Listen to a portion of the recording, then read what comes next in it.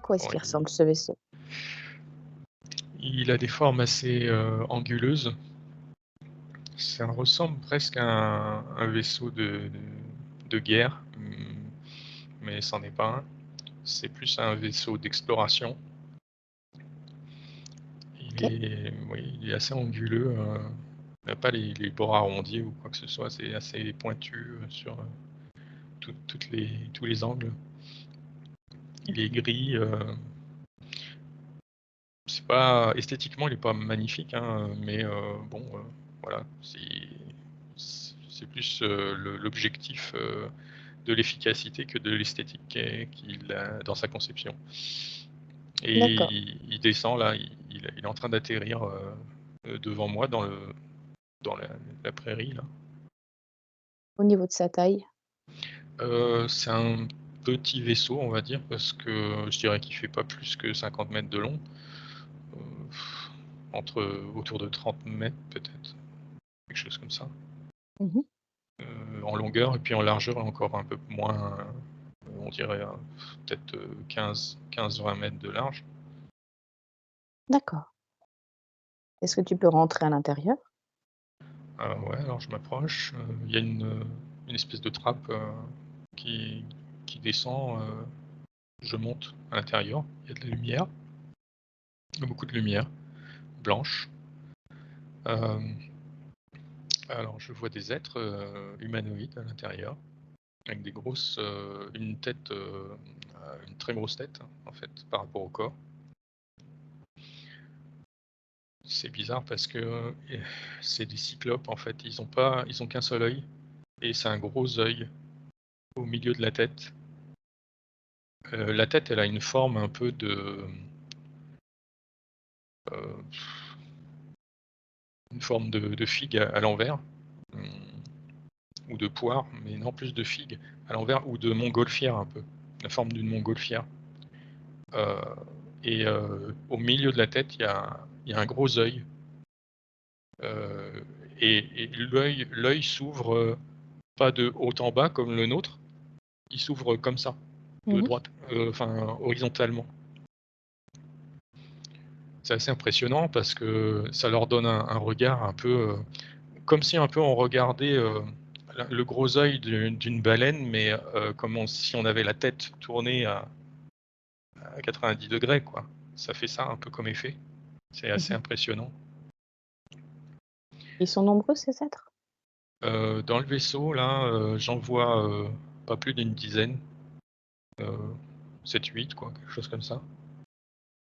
Est-ce Ils ont qu'ils ont des combinaisons spatiales qui collent vraiment au corps, qui sont bleu clair, avec des espèces de... euh, c'est comme des trucs qui sont plaqués sur la combinaison. Ça leur sert de, je sais pas, pour mettre des choses en plus à l'intérieur, comme des poches. On pourrait dire, pour nous, c'est des poches. C'est des petits compartiments. C'est gris clair. C'est collé sur la combinaison et dedans il y a je sais pas, des outils, des trucs.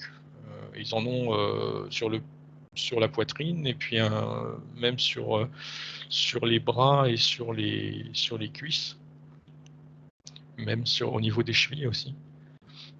Et puis ils ont des espèces de, de bottes, mais c'est pas vraiment des bottes. C'est blanc, blanc, gris, très clair en fait, presque blanc. Euh,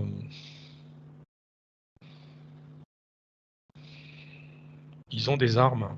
Je vois, ils ont une espèce de, c'est comme un pistolet en fait, mais c'est pas, c'est un truc qui fonctionne avec comme un laser en fait. Donc ils ont ça en protection sur la ceinture proche du bassin. Mmh. Ils sont plutôt bienveillants, hein, mais ils sont quand même prêts à se défendre au cas où il y a un problème, hein. Donc je vois qu'en fait c'est des êtres qui sont très explorateurs, Donc, comme ils vont explorer des endroits qui sont, où ils savent pas d'avance, à qui ils vont affaire, ils sont toujours sur le qui-vive au cas où, il y a un pépin, ils peuvent réagir rapidement. C'est pour ça aussi qu'en fait, leur, vaisseau, ça ressemble à un vaisseau de guerre parce qu'ils sont capables de se défendre facilement s'il y a un problème. Mmh. D'accord. Donc tout à l'heure, j'avais fait la demande de faire apparaître ce vaisseau justement exclusivement pour toi. Est-ce que tu peux leur demander pourquoi ils se sont présentés à nous aujourd'hui? Bah, ils me disent parce que moi j'ai été beaucoup, explorateur, un peu comme eux, en fait, et que, même si j'ai pas été de leur espèce, je les ai rencontrés plusieurs fois parce que comme eux, je faisais beaucoup d'exploration et donc en fait, c'était un peu comme entre guillemets «des collègues, cosmiques» puisqu'on était sur le même genre d'activité quoi, exploratoire D'accord. et du Donc coup, en est-ce fait, on s'est échangé aussi pas des en anglais on dit des tips, des conseils, parce que ayant eu des expériences différentes, on s'est donné échangé des conseils pour améliorer notre activité d'exploration. d'accord. Donc est-ce qu'ils seraient d'accord aujourd'hui de partir à un endroit particulier qu'on leur propose? Si par exemple, on leur propose d'aller à la rencontre des Andromédiens, est-ce qu'ils seraient d'accord de nous y emmener? Oui, c'est, une destination classique pour eux. C'est presque, heu, c'est c'est vraiment ordinaire pour eux. Il y a pas de D'accord. problème. Donc là, ils en sourient tellement c'est entre guillemets, pour eux, c'est banal. OK, bah, pour nous, ça Donc l'est un peu moins, donc on va les voilà, découvrir s'ils ouais, veulent bien ouais. nous y emmener. Bon allez, c'est parti, donc le vaisseau il quitte la surface, verticalement, de la planète. On s'éloigne, avec, une propulsion, une barre de propulsion ionique, et suffisamment de la planète pour passer dans l'hyperespace, c'est-à-dire que c'est de la téléportation, et on arrive, immédiatement, donc c'est Alpha du Centaure, c'est ça? La Le destination? un peuple andromédien. Peuple andromédien. Mmh. Il doit y en avoir Heu, plusieurs. On le oui, laisse donc là, on arrive près d'une planète, qui est toute bleue, elle est vraiment toute bleue. Il y a pas d'anneaux, c'est juste, comme si, de loin, ça pourrait être comme si c'était que de l'eau, mais c'est pas de l'eau. On s'approche, il y a une atmosphère en fait, c'est cette atmosphère qui donne cette couleur bleue, vue de l'extérieur. On la traverse, on arrive sur une zone où en fait c'est un peu comme, il y a plein de petites îles en fait. Ça fait un peu comme la Grèce par exemple, avec plein de petites îles partout, disséminées. Là pour le coup, il y a de l'eau, vraiment de l'eau. Le climat est très doux, très agréable et c'est très lumineux et là ce que je vois, donc on arrive, sur une de ces îles, hein, en fait. Je vois, des peuples, c'est mélangé mais je vois 2 peuples essentiellement. Heu, il y en a un ils sont tous les 2 humanoïdes. Il y en a un qui a un corps plutôt bleu, avec, des yeux, un peu orange qui ressemblent à heu, des yeux de chat un peu parce que l'iris est vertical et ils ont, la tête là, ça fait un peu comme, comment décrire ça? Comme une étoile de mer un peu, mais c'est pointu. C'est une forme pointue, comme des épines un peu tout autour de la tête. mmh la peau est lisse et ça devient pointu sur les côtés comme ça. La Comme peau une est bleue. forme de soleil, en fait, pas forcément toute la tête comme Ouais, un oursin, mais juste, heu, voilà, c'est ça, un peu ça, mmh, ouais. Ouais. Je sais qu'il y a quelque chose qui ressemble à ça que je voudrais merde, je retrouve pas le mot. Bon bref, ils sont assez grands, ils sont plus grands, ils sont plus grands que moi, nettement. Je dirais qu'ils font peut-être 3 mètres de haut à peu près, ou au moins 2,50 m. Et puis, donc ça, c'est une partie. Et puis, les autres, c'est des êtres qui sont vraiment humains. C'est des humains, quoi, des Lyriens. Ils ont le visage très blanc, très clair, les cheveux blancs, tout blancs, assez longs. Ils ressemblent un peu à des Pléiadiens, mais c'est pas des Pléiadiens. Ils ont une combinaison toute blanche qui colle à la peau. Et ils sont plus petits, ils sont pas ils sont un peu plus grands que moi, mais on va dire 2 mètres 20 à peu près. Et je vois surtout ces deux peuples-là qui sont mélangés, qui vivent ensemble sur ces différentes îles. Euh, il y a des constructions, je vois des constructions, des, des maisons toutes blanches en fait. Euh, Ça fait penser un peu à la Grèce à ce niveau-là, parce que c'est des maisons toutes blanches, arrondies. Euh, Ce que je vois d'autre, je vois des vaisseaux. Il y en a qui ressemblent à ce qu'on appelle classiquement la soucoupe volante. Ils ont une forme cylindrique. Euh, bon, je vois aussi des vaisseaux. Alors ceux-là, c'est juste pour le déplacement en surface sur cette planète, qui fonctionnent à l'antigravité. Euh, il y a quand même quelques villes où vraiment ça grouille de monde. Là, c'est vraiment des zones où la densité de population est assez concentrée. Et puis, d'autres îles où c'est vraiment, ouais, il y a très peu de monde, quoi. Voire des endroits qui sont complètement déserts. C'est très, ouais, c'est un peu comme dans notre société. On a des grandes villes et puis il y a la campagne. Bon, bah là, pour eux, c'est plus situé sur des différentes îles.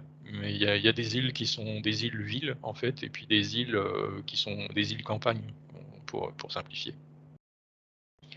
d'accord. Ils se baladent entre les îles avec ces vaisseaux à antigravité, donc ils passent pas dans l'eau, en fait, ils passent juste au-dessus de l'eau, à 3-4 mètres au-dessus de l'eau, comme ça. Ils traversent, ils passent d'île en île comme ça facilement. Mmh C'est des véhicules qui sont blancs avec une espèce euh, de capsule translucide mh. au-dessus. Et puis, au niveau des vêtements, ceux qui sont bleus là, ils ont, je vois des espèces de grandes robes euh, avec une espèce de cape. Euh, c'est assez élégant. J'en vois des qui ont une couleur éteint, un peu éteint entre la couleur de l'étain et une couleur pourpre, un peu entre les deux, avec des reflets. C'est assez joli. Euh, Certains, ils ont aussi des espèces de diadèmes, des trucs sur la tête, là, c'est décoratif. Pas vraiment des boucles d'oreilles, mais des trucs aussi qui couvrent une partie du cou et du haut au niveau de la nuque et du haut du cou. C'est doré, ça, ça défile un peu, ça s'enroule un peu autour du cou et c'est décoratif aussi. Mmh. Il y en a aussi qui ont des bagues avec des grosses pierres précieuses. Et ça, c'est uniquement décoratif ou ça a une fonction? Justement, la bague là, on me dit que c'est pas que décoratif. Ces bagues-là, elles ont quelque chose. Il y a un cristal en fait. Ça sert pour projeter des informations et pour en recevoir dans des plans différents. C'est Mmh mh. c'est c'est un peu comme un système de communication, entre des plans différents. Donc D'accord et là, on est sur un plan comment? Éthérique, physique? alors, c'est un peu à cheva c'est sur un plan physique, mais un plan physique qui vibre assez haut, en fait. Donc il est à la frontière du plan éthérique. En fait, il y a des portails, vers le plan éthérique. C'est un peu comme s'il passait un peu de l'un à l'autre, assez facilement, mais essentiellement, il est dans le plan physique quand même. Mmh mh. C'est pour ça qu'ils ont des vaisseaux antigravité. Si ça serait C'est que ça. éthérique, il y aurait pas besoin de ça. Bah, ouais. Mmh. Mmh. OK. Est-ce que tu peux regarder s'il y a une certaine hiérarchie dans leur peuple? Mmh, Politique, enf juridique? ouais. Mmh. Hem, déjà, ils aiment pas ce mot-là. Le mot hiérarchie, ça matche pas avec, leur organisation. Hem, Alors comment ils s'organisent? voilà, c'est ça, c'est Mmh. plutôt une organisation plutôt qu'une hiérarchie. Mmh mh. Heu, par,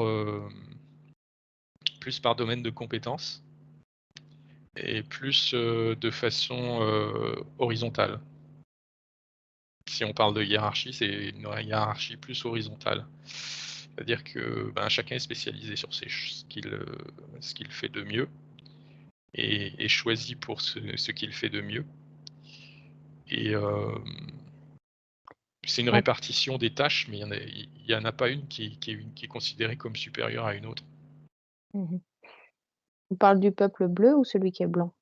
Les 2 en fait, parce que justement ils sont en accord sur ça et c'est pour ça ils vivent ensemble parce ils sont alignés Mmh. sur ce choix d'organisation et c'est D'accord, très donc important pour eux, oui. Mmh. ils cohabitent? Mmh. Et oui, en fait, c'est même pas une cohabitation, parce qu'une cohabitation, c'est comme si on choisissait Fallait tolérer l'autre? c'est en fait, ils se considèrent comme, un seul peuple. Ah oui, semblable. Mmh. Ils sont même si physiquement et en termes d'espèces, ils sont différents, mais ils se considèrent comme un seul peuple. Tellement Mmh mh. ils sont en accord et en unité, ensemble. Donc c'est un peu comme si on disait, «Ah ben, le frère cohabite avec la sœur». Bon bah, c'est pas vraiment une cohabitation, c'est juste qu'ils habitent ensemble. Mmh. Mais là, c'est un peu ça, quoi. Est-ce qu'il y a des mélanges qui se font entre les espèces? Au niveau génétique, Mmh mh. non. Ils se mélangent pas au niveau génétique. Et pourquoi? Hem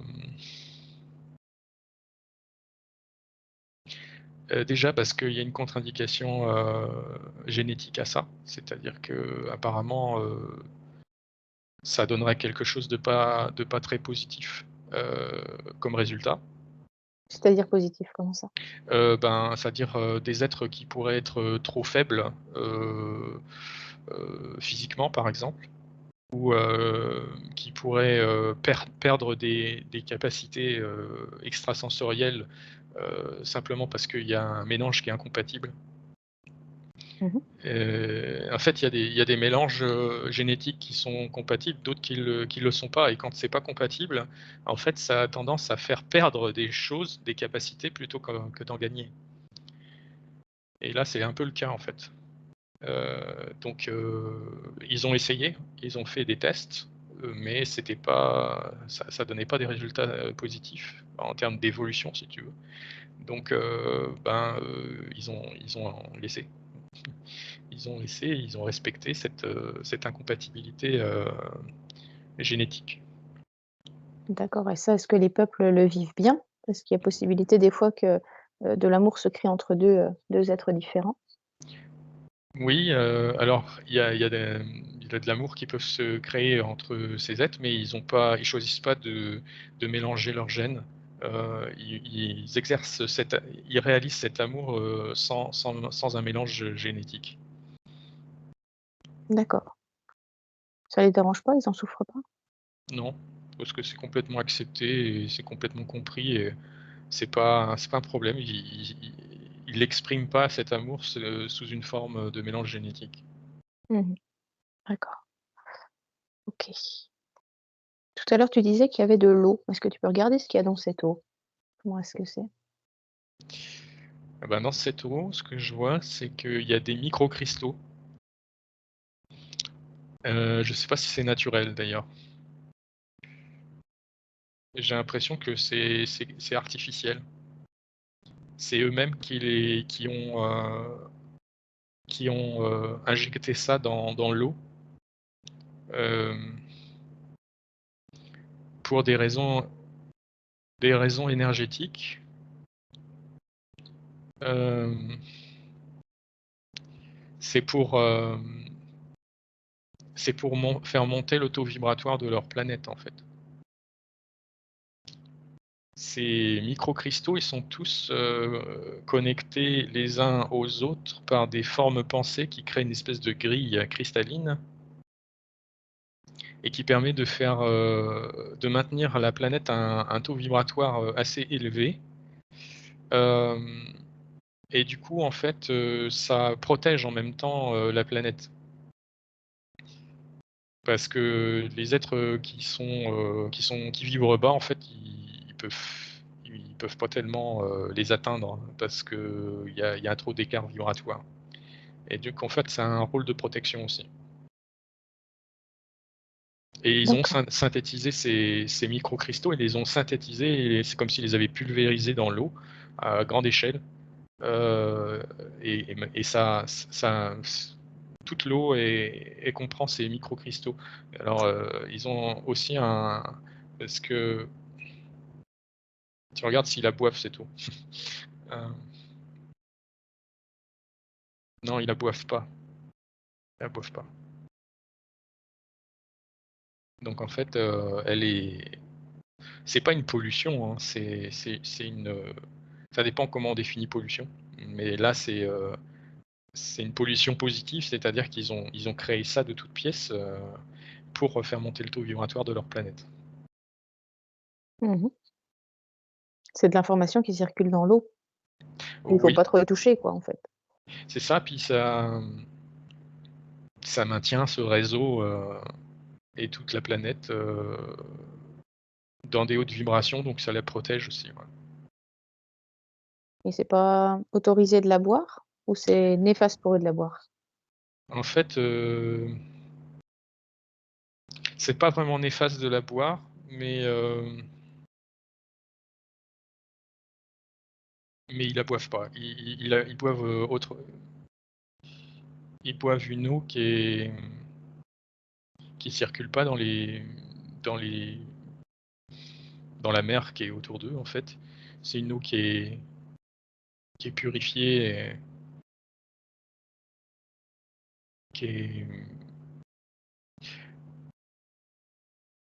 j'arrive pas à voir exactement d'où elle vient cette eau, qu'ils boivent. C'est ça que je vois qu'elle est purifiée, mais je vois pas d'où elle vient.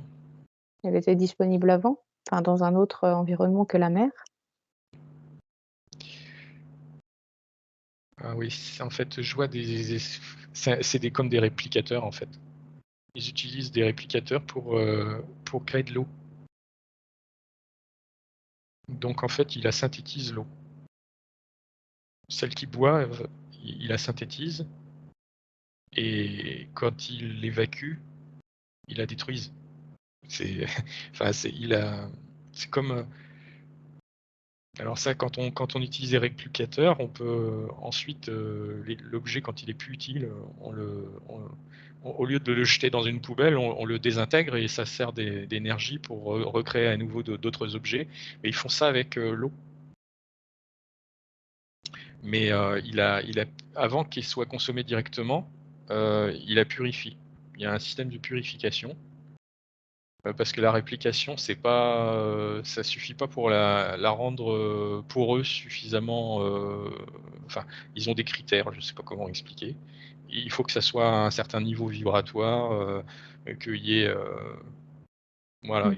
il faut que ça passe par un système de filtration, puis c'est plus que de la filtration, il y a des choses qui sont rajoutées dedans, en plus, heu, pour les maintenir en bonne santé, pour que vibratoirement ils soient toujours bien et c'est complètement artificiel, en fait, hein.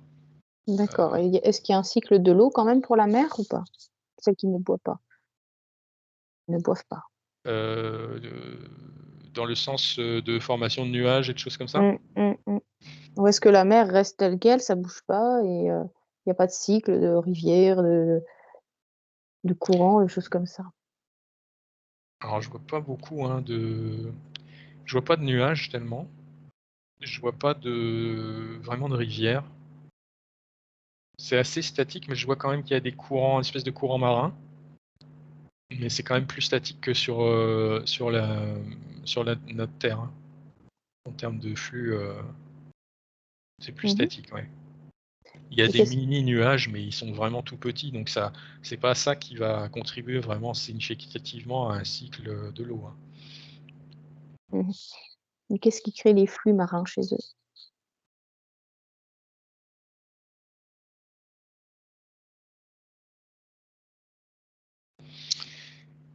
C'est lié justement à ces cristaux, parce qu'en fait ces cristaux, ils captent des informations qui sont liées, à d'autres plans, y compris, l'équivalent, du corps, éthérique, du corps, de l'aura de la planète sur laquelle ils sont, et cette aura, elle a des flux énergétiques.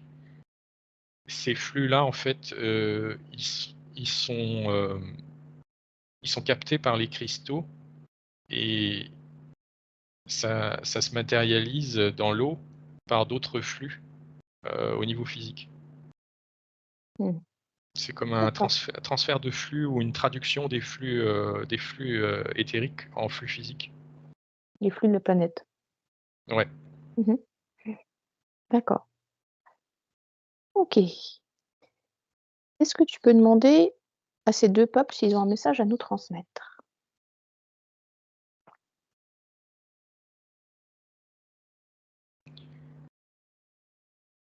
Ils disent que, qu'une fois qu'on aura bien dépollué nos océans, on pourra commencer à faire ce qu'ils ont fait avec le leur, c'est-à-dire à injecter des cristaux, des microcristaux à l'intérieur pour faire monter le taux vibratoire de notre planète. Mais que c'est qu'une fois qu'on aura complètement dépollué, notre planète, qu'on pourra passer à cette étape-là. D'accord. Pour eux, ça paraît être une étape essentielle pour augmenter le taux vibratoire de la planète. Ça accélère l'évolution, de l'humanité, pour nous. Enfin, ça va accélérer notre évolution parce que ça va faire monter le taux vibratoire de notre planète, de notre environnement, encore Mmh mh. plus. Mmh. Et, heu, et puis en même temps, ça, comme pour eux, ça protège la planète des entités de basse fréquence, et donc ça a plein d'avantages. OK, et ils les ont trouvés où ces cristaux, ces microcristaux? Ils les ont pas trouvés, ils les ont créés. Mmh mh. C'est complètement synthétisé. Encore une fois avec des réplicateurs, mais là vraiment à très grosse échelle. C'est presque, oui, c'est des microcristaux, c'est vraiment, comme une espèce de poudre, c'est à peine visible à l'œil nu, Mmh. et ouais, ça sera, c'est la technologie pour le faire nous sera largement accessible quand on aura terminé la dépollution de la planète. Pour l'instant, on n'en est pas à ce niveau-là, mais c'est dans l'évolution logique de notre planète. Mmh. Très bien. Est-ce qu'ils ont d'autres choses à dire ou non? Hem, bah, qui la surveille de près, notre planète, que ça fait longtemps qu'ils la surveillent, qu'ils sont en comment dire? En orbite autour de la planète Terre. Ils ont des représentants de leur civilisation en orbite de la planète Terre depuis, des milliers d'années, en fait, et qu'ils ont observé, notre évolution, très attentivement, et que par moments ils ont aidé à notre évolution, y compris sur le plan génétique. Mmh. Hem Et qu'ils ont beaucoup de starseeds, d'incarnés sur la Terre en ce moment et qui le surveillent de près, qui le protègent aussi et heu et ils sont très, en fait, ils sont assez excités par, ce qui se passe en ce moment sur la planète Terre en termes d'évolution parce que là, c'est un peu comme si on commençait à appuyer sur l'accélérateur. Mmh. C'était long, à démarrer, mais là, ça y est, avec, l'arrivée, massive des starseeds, sur la planète, c'est le coup d'accélérateur, en fait donc ils sont super excités de voir, comment ça tourne, hein, en ce moment. D'accord, donc des starseeds qui sont originaires donc, de cette planète-là, Mmh. on a pu observer? OK. Bah, super. Très bien, alors on va pouvoir les remercier pour les messages qui nous ont été transmis et puis l'autorisation aussi de visiter leur planète.